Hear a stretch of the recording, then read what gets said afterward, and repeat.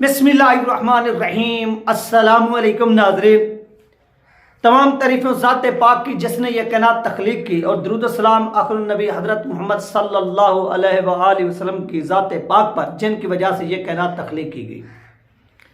तो नाज़रीन, इस वक्त की सबसे बड़ी और अहम तरीन अपडेट, शुएब शाहीन साहब का नाम आपने सुना था। इमरान खान की जो एक लहर टीम है उसका हिस्सा है। 5 रुकनी जो भी टीम है जो इमरान खान से जेल में मिलती है, मुलाकात करती है, इमरान खान के साथ बातें शेयर करती है, फिर इमरान खान जो अपनी पॉलिसी बयान करते हैं फिर वो आगे आकर कौम के साथ जिन जो उनके अपने कारकुनान हो गए या पाकिस्तानी कौम होगी उनको फिर बताते हैं कि इमरान खान साहब ने ये कहा या वो कहा है, नेक्स्ट हम ये करने जा रहे हैं। ये तमाम चीज़ें हुई हैं। तो उन्होंने अभी टीएलपी के हवाले से कुछ बातें की हैं। यहाँ पर वो वीडियो भी प्ले होगी, वो भी आपने मिस नहीं करनी, उसको भी सुनना है। अगर चैनल पर नाज़रीन नए हैं तो इसको लाजमी सब्सक्राइब करें, वीडियो को शेयर करें, कमेंट्स करें। ये आप तमाम बहन भाइयों से रिक्वेस्ट है। तो आपने बिला ताखीर यह काम कर भी देना है। तो ये यहाँ पर नाज़रीन क्या होता है, यहाँ पर इस वक्त की जो सबसे बड़ी और अहम तरीन खबर जो आप सुनकर भी हैरान रह जाएंगे कि बैरिस्टर शुएब शाहीन साहब जो हैं उन्होंने ये ऐलान किया है कि जिस तरह से फॉर्म 45 या जिस तरह से ये धांधली हुई है, हम लोग आपस में राब्ते में हैं। टीएलपी के हवाले से उन्होंने अपना क्या मौक़िफ़ इख्तियार किया, क्या कुछ कहा वो खुद बयान करें ये चीज़। और ये चीज़ वो जेल से इमरान खान से मुलाकात करने के बाद बैर खड़े होकर मीडिया टॉक की और ये उन्होंने ऐलान किया। और पूरा पाकिस्तान जानते कि यह धांधली हुई है। और इस धांधली को करने वाली कौन है, ये मैंने आपको पहले भी यार बताया कि एक ऑपरेशन हुआ है, ऑपरेशन जिसका नाम है बाद सबा।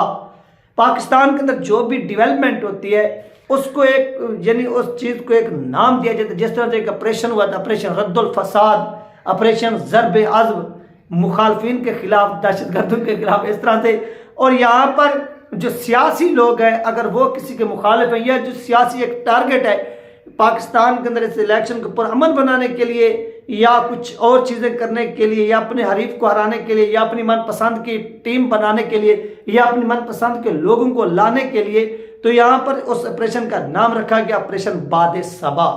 उस बाद सबा बहुत से लोग हैं वो पूछ रहे थे कि यार इस बाद सबा का क्या मानी है। यार बाद सबा का मानी तो आपको मालूम है कि हवा हो गई। इसका मानिए कि इसके बाद आगे क्या है, खुशहाली। खुशहाली खुशहाली का इसको नाम दिया गया। यहाँ पर ये हमें नहीं लगता कि खुशहाली आए। भारत के यहाँ पर पाकिस्तान के अंदर एक सियासी जो है वो बदहाली आई हुई, यानी एक सियासी बदहाली है। बहुत से लोग हैं इसे सियासी खुशहाली का नाम दे रहे हैं। ये भाई सियासी खुशहाली नहीं बल्कि एक बदहाली है। और इस बदहाली ने पूरे पाकिस्तान को क्या किया है, परेशान किया हुआ है। और इस बदहाली के खिलाफ जद्दोजहद करनी चाहिए, स्ट्रगल करनी चाहिए।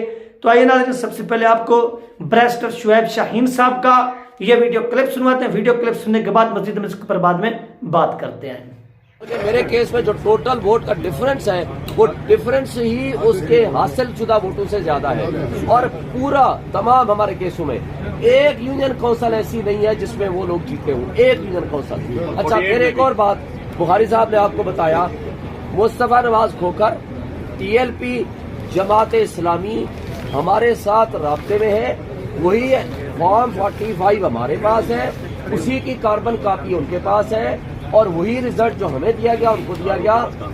तो आरओ से पूछता हूँ वो स्पेस से, खला से या अल्लाह ताला ने उनको कोई ख्वाब में कोई चीज आई है, वो कहाँ से ये रिजल्ट लेकर आए उसका हमें भी पता चला।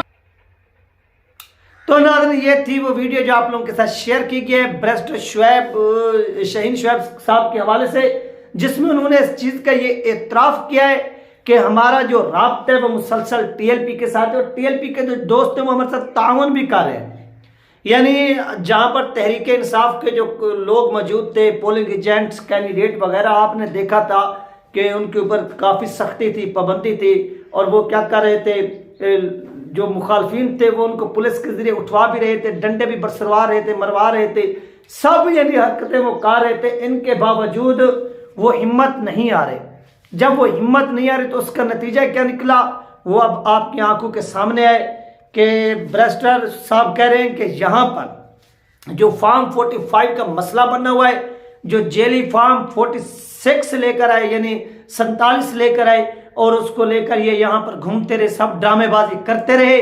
तो इन ड्रामेबाजियों के नतीजे में यहाँ पर क्या हुआ वो भी थोड़ा आप सुन लें, वो भी थोड़ा आप देख लें, तो आपको पता चल जाएगा कि इन्होंने अपनी मर्जी से, जब देखा गया कि यहाँ पर ये हार रहे हैं, तो एस्टेब्लिशमेंट ने अपने लोगों को भेजा कि भाई ये नवाज शरीफ कमीना हार गया है और इसकी कमीनगी और इसका जो नंगापन है, और इसने हमें भी साथ साथ नंगा किया। यानी इस नवाज शरीफ ने खुद भी ये नंगा हुआ है कौम के सामने, कौम ने इसको नंगा किया है। इसके जो कपड़े हैं ये भरे चौक में लटकाए हैं, इसको नंगा किया है। मीनारे पाकिस्तान के ऊपर इसको नंगा करके खड़ा किया है और इसे पाकिस्तान की पार्लियामेंट के ऊपर नंगा करके खड़ा किया है और इसे इलेक्शन कमीशन ऑफ पाकिस्तान के इमारत के ऊपर इसे नंगा किया है और नंगा करके इसे खड़ा किया है। और इसे सुप्रीम कोर्ट ऑफ पाकिस्तान के जो वहां पर वो तराजू का निशान है जहां पर ये इस तरह से लटका होता है, तो वहां पर भी उन तराजू के ऊपर भी नवाज शरीफ को नंगा किया गया, नंगा करके वहां पर खड़ा किया गया। कौम ने इसको सारे जानिब से देखा है। तो इस तरह नवाज शरीफ का जो नंगापन है वो कौम के जब सामने आया, तो फिर नवाज शरीफ ने भीख मांगी उन लोगों से जो क्या करते हैं, जो कपड़ा पहनाते हैं कि मैं अब नंगा हो गया हूं, लिहाजा मेरा जो नंगापन है इसको ढांपा जाए। तो ढांपने का तरीका क्या आया कि कपड़ा डालने की बजाय एक बहुत बड़ा फार्म जो है वो तैयार किया गया। एक उतना मछली फार्म नहीं, फार्म, ये कागज वगैरह वो भी एक कागज का यह टुकड़ा होता है, टुकड़ा जिसके ऊपर रिजल्ट अनाउंस होता है।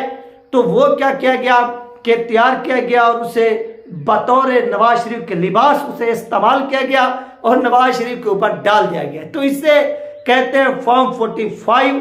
यानी नवाज शरीफ अगर नंगा हो जाए, हार जाए, तो फिर उसके नंगेपन को कपड़े से ढांपने की बजाय उसे ये लोग क्या करते हैं, उसे ये लोग फॉर्म 45 के जरिए क्या करते हैं, ढांपते हैं और जेली फॉर्म 47 बनाकर उसे ढांपते हैं। लेकिन फिर भी आवाम जब, क्योंकि वो कपड़ा तो नहीं था, वो तो एक कागज था, जब पानी आवाम ने उसके ऊपर मजीद डाला उसको गुस्ल कराने के लिए, तो वो फिर भी गल गया। क्योंकि कागज जो है आपको मालूम है कि अगर उसके ऊपर पानी चला जाए तो वो गल जाता है, वो सड़ जाता है, वो हल्का हो जाता है। तो इस तरह से दोबारा नवाज शरीफ नंगा हो गया। क्यों मैं ये मिसाल क्यों मैं इस वजह से दे रहा हूं कि यहाँ पर इन्होंने बेईमानी तो की है और बेईमानी करके सब कुछ किया है, गुंडागर्दी की है। गुंडागर्दी करने के बावजूद जब यही लोग फॉर्म 45 को लेकर पहुंचे हैं अदालत के अंदर, तो अदालत ने ये डिसीजन दिया कि जो फॉर्म 47 है उसको मनसूख किया जाए, उसको रिजेक्ट किया जाए, उसको खत्म किया जाए। लिहाजा फॉर्म 45 के ऊपर ही रिजल्ट दिया जाए। तो इस तरह से नवाज शरीफ जो था वो मजीद नंगा हुआ। यानी एक बार वो नंगा था, फिर एस्टेब्लिशमेंट की दौड़े लगी। एस्टेब्लिशमेंट ने उसके नंगेपन को छुपाने की कोशिश की, जिसमें वो ऐसा समझ रहे हैं कि कुछ हद तक कामयाब हुए और कुछ हद तक वो नाकाम हुए। अभी भी जहां पर ये हल्के बचे हुए हैं तो कोशिश यही की जा रही है कि नवाज शरीफ को किसी भी तरह से जितवाया जाए या कोई इस तरह का ड्रामा किया जाए। लेकिन नवाज शरीफ जीतता हुआ कहीं पर भी नजर नहीं आ रहा। अब मजीद जो है इसके कपड़े उतरते जा रहे हैं, ये मजीद नंगा होता जा रहा है और वो सिस्टम और वो लोग भी नंगे होते जा रहे हैं जो इसे कपड़े देने की बजाय फॉर्म 47 दे रहे थे। और उसका जो नतीजा वो आपकी आंखों के सामने आ चुका है। तो नवाज शरीफ अब मजीद जो है वो कौम के सामने है और कौम ने इसको ऐसा नंगा किया है कि ये सारी जिंदगी याद रखेगा। और ये पाकिस्तानी कौम को आप लोग ट्रिब्यूट पेश करें कि यार उन्होंने इस मरतबा इन चोरों को, इन लुटेरों को, इन गद्दारों को, इन जमीर फरोशों को क्या क्या जूते की नोक पे रखा है और बैर फेंका है। और वो लोग जिन्होंने नेट बंद किया कि ये कौम देख न सके कि धांधली किस तरह से होती है, किस तरह से अपने गुंडे भेजे जाते हैं और वो गुंडे घुसते हैं कमरों के अंदर और डीसीओ, डीपीओ, आरओ ऑफिस के अंदर काम करने वाले अफीसर वो बिकते हैं करोड़ों में। एक एक दिन की एक एक साइन के जो उन्होंने करके देने थे 4-4, 5-5, 6-6 करोड़ में वो बिकते हैं। तो ये सब कुछ आपकी आंखों के सामने है। जिन्होंने 6 करोड़ में, 6-7 करोड़ में सीटें खरीदी हैं और एक एक घंटे के अंदर वो अफीसर उन्होंने अपने ईमान बेचे हैं। तो उन बेशर्मों को भी थोड़ी शर्म कर लेनी चाहिए। कुछ वो भी अफीसर थे उनको हम खराज तहसीन पेश करते हैं जो डट गए, उन्होंने बेईमानी करने से साफ साफ इनकार किया, वो जिंदाबाद है। और जिन्होंने ये बेगैरतियां की उनसे अल्लाह ही पूछेगा। ये थी नाज़रीन अहम तरीन अपडेट जो आप लोगों के साथ शेयर की गई है। अपना ख्याल रखिएगा, मुझे दुआ में याद रखिएगा। मिलते हैं नेक्स्ट वीडियो में। अल्लाह हाफिज़।